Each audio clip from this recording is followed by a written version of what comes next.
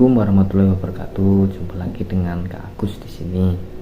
Hari ini Kak Agus akan bercerita tentang legenda yang ada di Kalimantan Tengah. Di Kalimantan Tengah ada sungai yang sangat panjang, namanya Sungai Kahayan. Nah, di tengah-tengah Sungai Kahayan itu ada pulau namanya Pulau Mintin.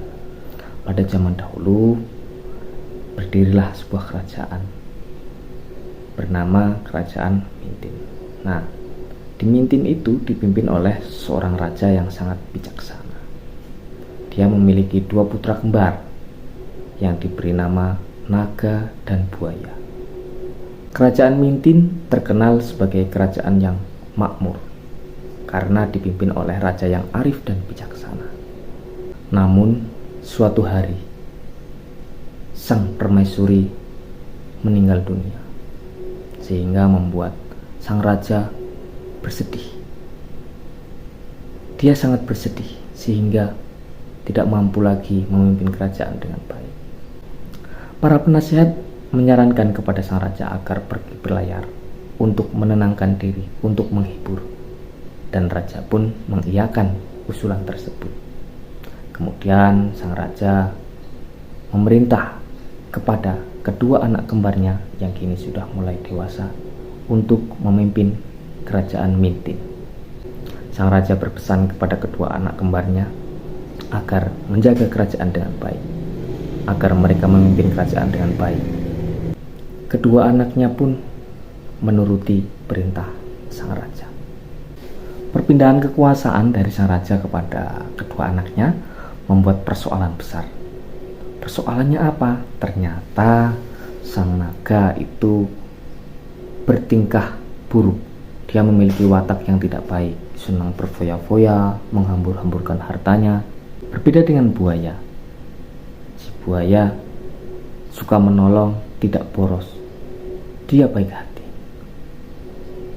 Karena tingkah laku sang naga, kebetulan sang naga ini adalah kakaknya. Jadi si buaya menasihati kakaknya. Kakak, jangan kau suka berpoya-poya. Kita sudah diberi amanah oleh ayah untuk menjaga kerajaan ini. Namun sang naga karena merasa dia lebih tua, maka dia tidak mau dinasihati oleh buaya. Kamu ini sudah tidak usah ikut campur urusanku. Ini adalah hidupku. Aku ingin berfoya-foya. Nah, karena itulah buaya akhirnya putus asa. Dia sudah menasihati kakaknya sedemikian rupa, tapi ternyata kakaknya tidak mau dinasihati. Akhirnya sering terjadi cekcok. Berawal dari cekcok-cekcok kecil, akhirnya terjadilah peperangan. Nah, kebetulan sang naga ini juga memiliki anak buah. Begitupun sang buaya. Mereka punya anak buah. Mereka punya pasukan. Akhirnya terjadilah peperangan antar saudara. Nah, ternyata gara-gara sang kakak yang suka foya-foya dinasihati tidak mau, akhirnya sang adik yaitu buaya, dia akhirnya tidak sabar dan berperang dengan kakak sendiri. Sang raja yang sedang berlayar memiliki firasat yang tidak baik. Dia merasa ada sesuatu yang tidak beres dengan kerajaannya. Akhirnya dia pun pulang ke Kerajaan Mintin. Sesampainya di kerajaan, dia sungguh kaget. Ternyata sedang terjadi perang antar kedua anaknya. Dia pun marah besar dan mengeluarkan kata-katanya. Kenapa kalian justru berperang? Kalian menyia-nyiakan kepercayaanku.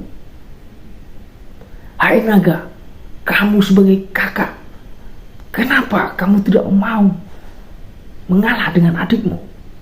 Buaya, kamu sebagai adik, kenapa kamu berani melawan kakakmu? Nah, ayahnya marah besar karena kedua anaknya berperang. Berperangnya itu gara-gara apa? Gara-gara hal kecil. Sang naga tidak mau dinasihati dan sang buaya hilang kesabaran, akhirnya perang. Apa kemudian yang terjadi? Sang ayah atau sang raja mengutuk keduanya. Kalian kalau tidak berhenti berperang, maka naga, jadilah kamu naga sesungguhnya, dan buaya, jadilah kamu buaya sesungguhnya. Apa yang terjadi kemudian? Langit gelap, petir menyambar, hujan deras, dan setelah itu sang naga berubah, benar-benar berubah menjadi seekor naga. Begitupun buaya. Buaya berubah menjadi seekor buaya. Kemudian ayahnya memerintahkan kepada keduanya, buaya, kamu tetap tinggal di sini, jaga lingkungan di sini. Kemudian dia juga memerintahkan kepada sang naga, naga, kamu harus menjaga sungai Kapuas.